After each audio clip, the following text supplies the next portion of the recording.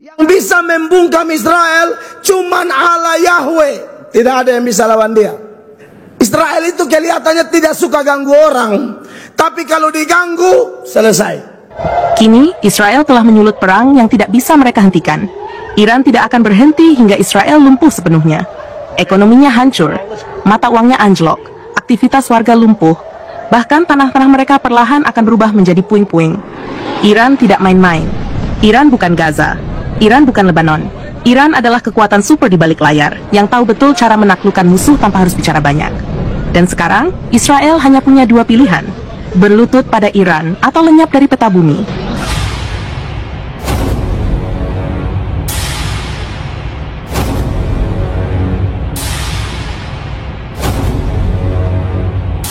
Assalamualaikum warahmatullahi wabarakatuh. Teman-teman, sudah menjadi rahasia umum, mayoritas umat Kristen di Indonesia adalah pembela Israel. Tidak terkecuali Pendeta Mel Atok. Pendeta Mel Atok dalam video terbarunya, dia bersemangat sekali ketika dia mendukung dan membela Israel. Nah teman-teman, bagaimanakah statement dari Pendeta Mel Atok? Langsung saja mari kita simak videonya.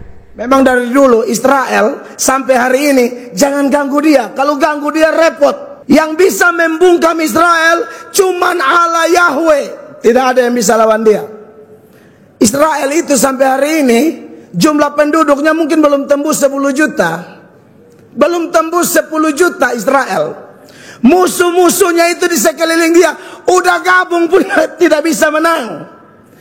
Israel itu kelihatannya tidak suka ganggu orang, tapi kalau diganggu, selesai. Berita terbaru ada perang sama apa? Iran. Ya, tapi kita kan tidak masuk lebih dalam di situ. Kita tidak tahu. Hanya saja kalau Israel, waduh, sing ada lawang. Ya teman-teman, kiranya apa yang kita dengarkan dari pernyataan ataupun ceramah dari Pendeta Mel Atok itu tidak ubahnya. Pendeta ini masih ngigau teman-teman ya. Pendeta ini harusnya bangun dari tidur panjangmu dan lihatlah kondisi sekarang yang menimpa Israel. Ingat Pendeta Mel Atok, Israel yang memulai duluan menyerang Iran, dan posisi Iran di sini hanya membalas serangan awal dari Israel tersebut. Takbir! Zalzal anna Israel!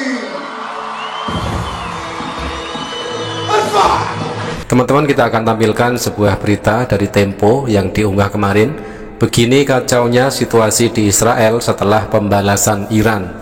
Kegembiraan warga Israel atas serangan mendadak terhadap Iran dengan cepat berubah menjadi ketakutan setelah rudal-rudal Iran menghantam pusat kota Tel Aviv dan daerah-daerah lain di Israel. Serangan balasan dari Iran ini menimbulkan kerusakan yang signifikan dan menewaskan setidaknya 3 orang. Middle East EY melaporkan. Pada Sabtu dini hari 14 Juni 2025, kilatan cahaya oranye terang menerangi langit Tel Aviv ketika pertahanan udara Israel mencegat beberapa rudal. Tetapi api dan asap terlihat di beberapa lokasi dengan ledakan yang juga dilaporkan terjadi di Yerusalem. Rekaman yang terverifikasi menunjukkan kehancuran yang nyaris total pada gedung-gedung apartemen di pinggiran kota Tel Aviv dan Ramat Gan, serta kendaraan yang hancur di tengah reruntuhan. Dengan kekuatan militer yang hampir setara dengan Amerika. Tapi, yang lebih menakutkan dari Iran bukan cuma militer mereka. Dunia intelijen tahu, intelijen Iran adalah salah satu yang paling unggul di dunia.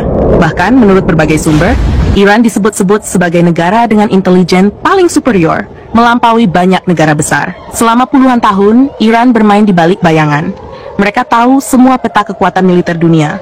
Mereka tahu siapa saja yang berada di belakang Israel. Mereka tahu cara menekan musuh-musuhnya tanpa harus tampil di depan panggung. Dan karena itulah, tak satu pun negara di sekitar Israel yang berani berhadapan langsung dengan Iran. Bahkan negara-negara Arab yang selama ini berkonflik dengan Iran pun berpikir berkali-kali lipat untuk terlibat dalam konfrontasi terbuka. Karena mereka tahu, berperang melawan Iran berarti menggali kubur sendiri. Amerika pun paham betul hal itu. Maka tidak heran, meskipun Amerika sering menggertak Iran dengan sanksi, ancaman, dan propaganda media, mereka tidak pernah benar-benar masuk ke medan perang terbuka melawan Iran. Kenapa? Karena mereka tahu, jika perang itu benar-benar terjadi, Iran akan merespon secepat kilat dengan kekuatan penuh. Dan ketika Iran menyerang, tidak ada satu negara pun yang bisa menghentikan mereka dengan mudah. Inilah konteks besar yang tidak dipahami oleh Israel.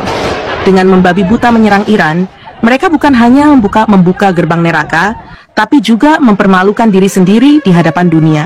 Karena apa yang terjadi setelah itu? Iran merespons dengan kekuatan nyata. Kementerian Luar Negeri Iran dan Organisasi Energi Atom Iran mengumumkan mereka telah mempersiapkan fasilitas nuklir ketiga yang kali ini ditempatkan sangat dalam di bawah tanah. Tidak bisa disentuh oleh apapun, baik rudal, satelit, ataupun mata-mata. Dalam pernyataan resminya, Iran menyebut, kami sudah menyiapkan semua. Lokasinya aman. Kami tidak akan berhenti, dan Israel akan dimusnahkan.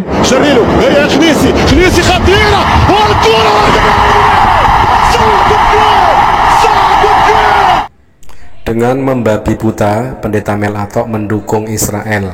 Tetapi realitanya justru ini adalah bikin malu pendeta itu sendiri dan juga bikin malu kekristenan ya. Karena apa? Justru Israel lah yang memulai menyerang Iran. Ketika Iran merespon, maka sudah dapat dipastikan tidak akan membutuhkan waktu lama Israel yang katanya bangsa pilihan Tuhan itu dijamin rata dengan tanah. Presiden Iran dengan tenang menyatakan bahwa pengembangan senjata nuklir adalah bagian dari strategi nasional untuk hidup mandiri. Iran ingin menjadi negara pelindung bagi bangsa-bangsa yang tertindas seperti Palestina. Iran ingin perdamaian dunia tanpa ada dominasi satu kekuatan yang sewenang-wenang. Namun sayangnya, keinginan damai Iran disalahpahami sebagai ancaman oleh Israel. Bagi Israel, keberadaan Iran adalah penghalang utama untuk menguasai Palestina secara penuh. Karena itulah Israel menyerang, dan serangan itu menjadi kesalahan fatal. Malam Jumat menjadi awal dari kehancuran besar. Langit di atas kota-kota Israel berubah menjadi merah api. Ledakan demi ledakan menghancurkan basis militer, sistem pertahanan, dan pusat energi mereka. Ribuan warga Israel berlarian ke bunker bawah tanah. Sirene berbunyi tanpa henti. Iran benar-benar memulai peringatan. Dan ini baru serangan tahap awal. Iran menyebutnya bayi rudal, rudal-rudal terkecil mereka, yang bahkan tidak perlu dioperasikan dengan sistem kendali canggih. Padahal Iran masih menyimpan jutaan rudal tanggung, rudal ukuran sedang, rudal besar, dan rudal raksasa yang belum pernah terlihat oleh satu pun mata intelijen barat. Iran juga belum menyentuh persenjataan nuklir mereka. Bayangkan, hanya dengan rudal bayi, sistem pertahanan Iron Dome Israel yang katanya terbaik di dunia, lumpuh tak berdaya. Dan Iran menyatakan, kami belum mulai apa-apa. Jika Israel membalas 1 kali, kami balas 10 kali. Jika mereka terus melawan, kami hancurkan mereka sedikit demi sedikit. Kami tahu siapa yang berdiri di belakang mereka. Kami tahu kekuatan mereka. Tapi kami juga tahu titik lemahnya. Dan kami siap. Kini, pemerintah Israel benar-benar panik. Semua simbol Israel di seluruh dunia diperintahkan untuk dicopot. Bendera Israel tak boleh terlihat di tempat umum. Kedutaan besar Israel di berbagai negara mengaktifkan jalur darurat. Para diplomat Israel dilarang bepergian tanpa pengamanan ekstrem. Israel benar-benar tidak menduga bahwa Iran bukan sekadar ancaman, tapi bencana besar. Dan semua ini terjadi karena kebodohan paling mutlak. Israel menyerang Iran. Tanpa Amerika, Israel hanyalah debu. Negara yang tak akan mampu bertahan 1 hari pun menghadapi Iran sendirian, ucap salah satu analis militer senior AS. Kini, Israel telah menyulut perang yang tidak bisa mereka hentikan. Iran tidak akan berhenti hingga Israel lumpuh sepenuhnya. Ekonominya hancur, mata uangnya anjlok, aktivitas warga lumpuh, bahkan tanah-tanah mereka perlahan akan berubah menjadi puing-puing. Iran tidak main-main. Iran bukan Gaza. Iran bukan Lebanon. Iran adalah kekuatan super di balik layar, yang tahu betul cara menaklukkan musuh tanpa harus bicara banyak. Dan sekarang, Israel hanya punya 2 pilihan, berlutut pada Iran atau lenyap dari peta bumi. Nah, Pendeta Mel Atok suka atau tidak suka, mau atau tidak mau, itulah yang terjadi. Israel yang Anda dukung, Israel yang Anda bangga-banggakan, ternyata hancur lebur oleh serangan balik dari Iran. Nah, semestinya Pendeta Mel Atok ini sebelum dia memberikan sebuah statement, dia mencari tahu dulu kenapa sebabnya Iran menyerang Israel. Tidak langsung dia keluar-keluar kalau Israel tidak suka cari musuh, tidak suka ganggu orang. Tetapi realitanya Israel yang nyerang duluan. Jadi sangat disayangkan statement dari pendeta sekelas Pendeta Mel Atok. Dia mengatakan apa yang dia tidak ketahui.